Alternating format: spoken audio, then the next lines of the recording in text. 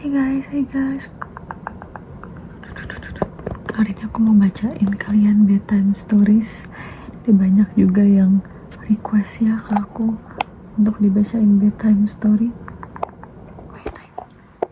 Yes. Dibacain bedtime story.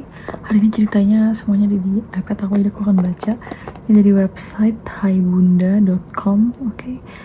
Aku akan mulai sekarang. Kalian relax aja, santai. Pokoknya jangan sampai apapun. I'm here for you. Just close your eyes juga boleh, merem. Close your eyes and just listen to my voice. Tutup mata, dengerin suaraku aja.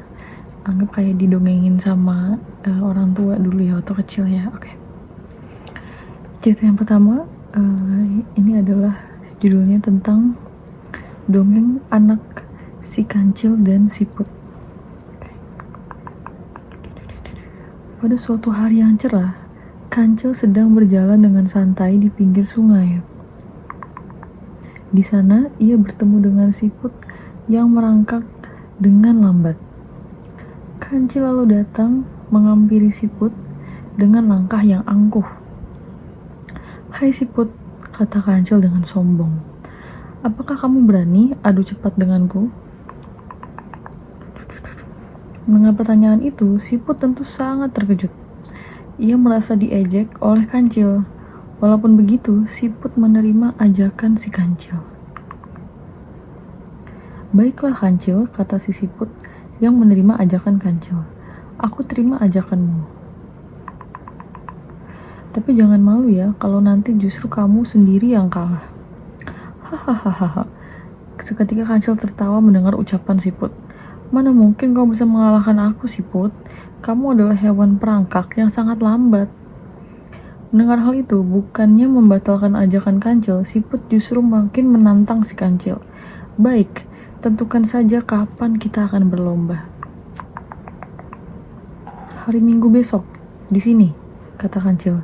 "Pasti akan ada yang melihatku memenangkan lomba. Catat itu." Kancil lalu bergegas pergi dengan tertawa.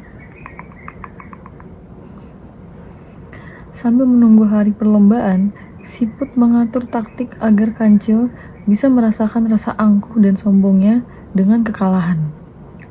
Ia segera mengumpulkan semua siput yang ada di sekitar sungai. Mereka semua tentu saja ingin kancil kalah. "Hai teman-temanku, tentu saja kita berkumpul di sini untuk membicarakan perlombaan dengan kancil," kata siput yang akan berlomba. "Tapi bagaimana caranya? Kita memang sudah pasti kalah, karena kita merangkak dengan lambat," kata siput yang lain. "Kita harus membagi tugas," kata siput. "Kalian harus berpencar di setiap rerumputan di pinggir sungai, sampai garis finish. Nanti kalau dipanggil kancil, kalian harus jawab." "Ide yang cerdas, kita akan menang." Akhirnya datang hari perlombaan. Semua siput sudah siap di posisinya masing-masing. Penonton bersorak-sorai.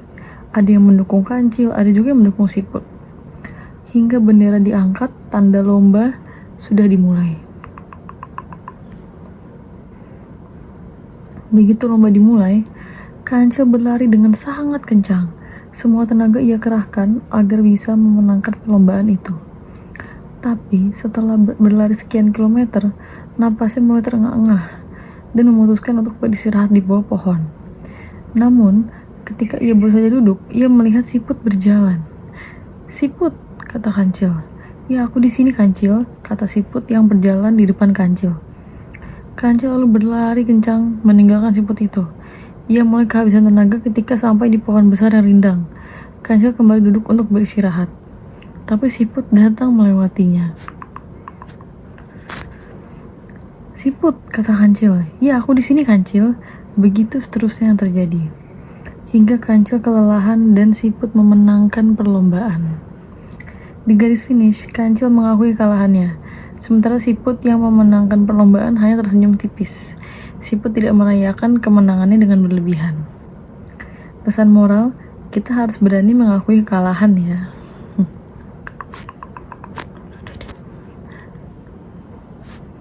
Kayaknya kalau cerita ini memang Siput dan Kancil kita dulu lumayan sering dengar ya waktu kecil ya, lumayan terkenal ceritanya.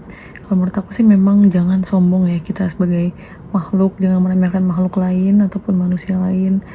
Jangan hanya menilai orang dari yang kita lihat dari luarnya aja atau kita sombong, karena kita nggak pernah tahu kapasitas orang itu tuh sejauh apa dan sekeren apa. Karena kita sendiri juga sebenarnya semua kehebatan kita semua dari Tuhan, semua dari Allah. Jadi gak ada yang sebenarnya benar-benar milik kita gitu. Jadi kita nggak boleh sombong.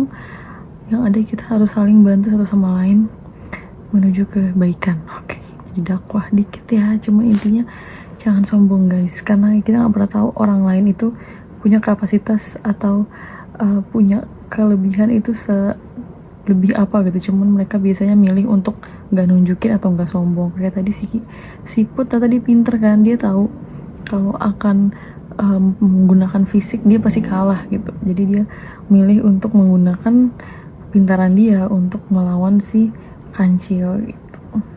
Keren sih, keren. Itu pun hanya dilakuin karena dia diremehin duluan. Kayak kalau misalnya dia nggak diremehin juga dia nggak akan kayak gitu. Jadi kita saling baik aja lah satu sama lain ya, gak usah sombong, gak usah ngeremehin orang. Oke, kamu sekarang lihat hidung aku tiap aku brush gini, kamu merem. Oke, relax.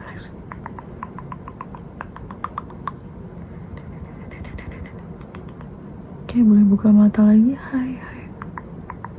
Relax.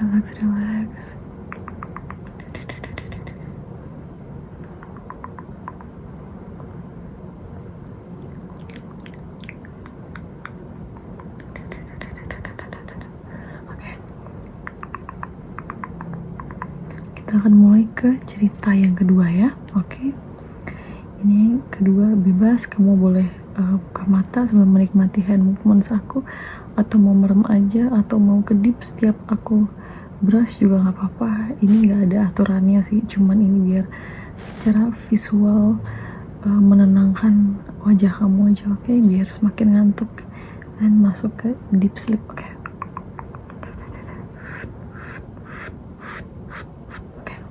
Yang dua judulnya adalah dongeng sebelum tidur, judulnya Batu Menangis. Oke, Alkisah. Di sebuah desa terpencil, hiduplah seorang janda tua dengan seorang putrinya yang cantik jelita bernama Darmi. Mereka tinggal di sebuah gubuk yang terletak di ujung desa. Darmi memang cantik, parasnya indah menawan. Namun, tingkah lakunya sangatlah tidak cantik dan sifatnya sangatlah tidak menarik. Setiap hari Darmi selalu bersolek di kamarnya. Ia tidak pernah mau membantu ibunya sedikit pun membereskan isi rumah. Kamarnya selalu berantakan. Darmi tidak peduli akan hal itu. Ia hanya peduli pada wajahnya yang cantik jelita tiada terkira haruslah selalu tampil sempurna. Ibunya Darmi yang sudah tua setiap hari selalu bekerja keras demi mendapatkan uang. Apapun jenis pekerjaannya, selama itu halal, ia kerjakan. Semua itu ia lakukan hanya untuk memenuhi kebutuhan hidupnya dan kebutuhan Darmi, anak semata wayangnya. Ibunya Darmi pun kerap diperlakukan seperti pembantu. Setiap ditanya siapa yang berjalan di belakangmu, ia selalu menjawab bahwa ibunya adalah budaknya. Mendengar hal itu terus-menerus, ibu Darmi merasa sakit hati hingga berdoa. Secara perlahan Darmi berubah menjadi batu. Ia terus menangis dan memohon kepada ibunya. Namun semua sudah terlambat. Kini tubuhnya berubah menjadi batu yang terus mengeluarkan air mata. Pesan moralnya menyiratkan nasihat agar senantiasa hormat dan berbakti kepada orang tua. Dongeng tersebut dikutip dari buku yang berjudul Batu Menangis oleh Noor H.D. Noorhdee. Oke, kalau ini aku setuju sih dengan pesan moralnya ya. Memang kita harus memperlakukan orang tua tuh dengan hormat, dengan sopan ya. Karena mau bagaimanapun, hubungan anak dan orang tua tuh adalah hubungan yang sebenarnya nggak bisa dijelasin pakai apapun ya. Memang sespesial itu, dan kasih sayang ibu atau bapak, orang tua itu sangat amat tidak terbatas ya.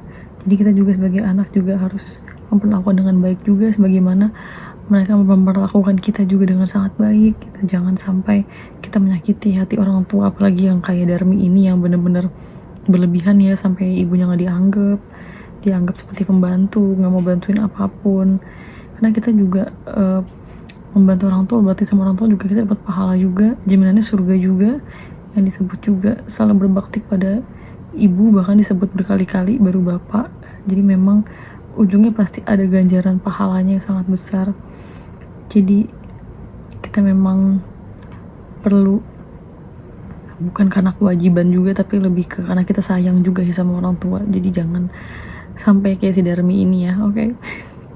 Ini Darmi ini parah ini. Ya kita boleh cantik wajahnya, tapi yang paling penting itu dari hatinya juga ya. Hati kita juga harus baik, harus penuh keikhlasan, penuh minta lapang dada, minta berkah.